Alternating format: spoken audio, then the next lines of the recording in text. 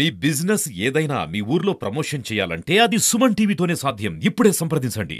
నిన్న మధ్యాహ్నం సుమారు 1 గంట సమయంలో మనకి భీమవరం గవర్నమెంట్ హాస్పిటల్ నుంచి ఒక అమ్మాయి మన హాస్పిటల్ ఇంటిమేషన్ వచ్చింది.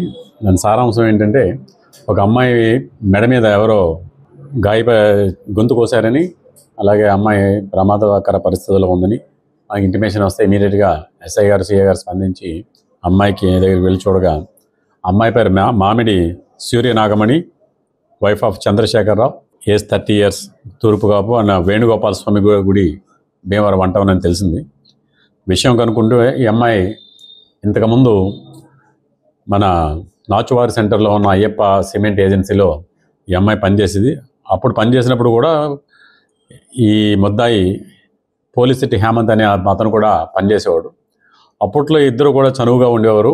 ఆ చనువుని అతను అడ్వాంటేజ్గా తీసుకుని ఆ అమ్మాయిని నేను ప్రేమిస్తున్నానని ఇలాగా వెంటబడితే అమ్మాయి ఈ మధ్యకాలం 1 month బ్యాక్ దీనిలోంచి విధుల నుంచి మానేసి ఇంట్లోనే ఉంటుంది.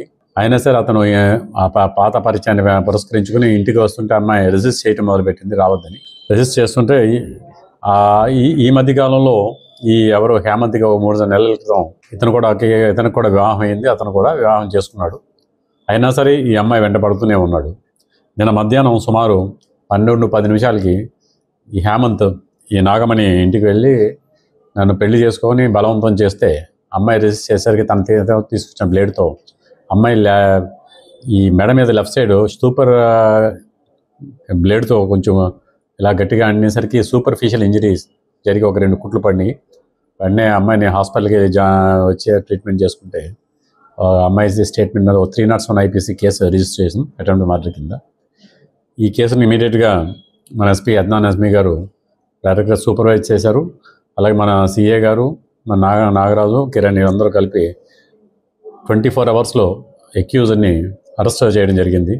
దీనికి మోడర్న్ టెక్నాలజీ కానీ IP అడ్రస్ లాగ్స్ కానీ ఉపయోగించి అతని యొక్క ఆచూకీని తెలుసుకున్నారు. ఆచూకీని తెలుసుకుని ఈరోజు ఉదయం మనం భీమవరం అరెస్ట్ చేసి అతన్ని జ్యుడిషియల్ రిమాండ్కి పంపిస్తాం. రోడ్లో అరెస్ట్ చూపించాము. ఇక్కడ మన ఉండి బైపాస్ రోడ్లో అరెస్ట్ చూపించి మనం తీసుకొచ్చాము. ఎవరినైనా సరే లేడీస్ని ఇబ్బంది పెడితే కనుక మీరు 112కు కాల్ చేయండి, లేకపోతే 1930 కాల్ చేయండి, 1970 కాల్ చేయండి. అంటే వేరు వాటికి ఉపయోగపడ్డాయి, కానీ అన్నీ కూడా పోలీసుకి డైరెక్ట్ అవుతాయి. కానీ పర్టికులర్గా 112 కానీ డైల్ 100 కానీ కాల్ చేస్తే కనుక మీరు ఖచ్చితంగా ఇన్ఫర్మేషను గోప్యంగా ఉంచబడుతుంది. అది వాళ్ళ మీద చర్యలు తీసుకోబడతాయి. ఎవరినైనా తమకి ఇష్టానికి వ్యతిరేకంగా ఎవరైనా మగవారు ఆడవారు పట్ల ప్రవర్తిస్తే కనుక ఖచ్చితంగా ఇన్ఫర్మేషన్ కాల్ చేయండి. అలాంటి ప్రమాదాల నుంచి మనం నివారించడానికి పోలీసులకు అవకాశం దొరుకుతుంది. అది ఒక్కసారి గమనిక అందరికీ కూడా.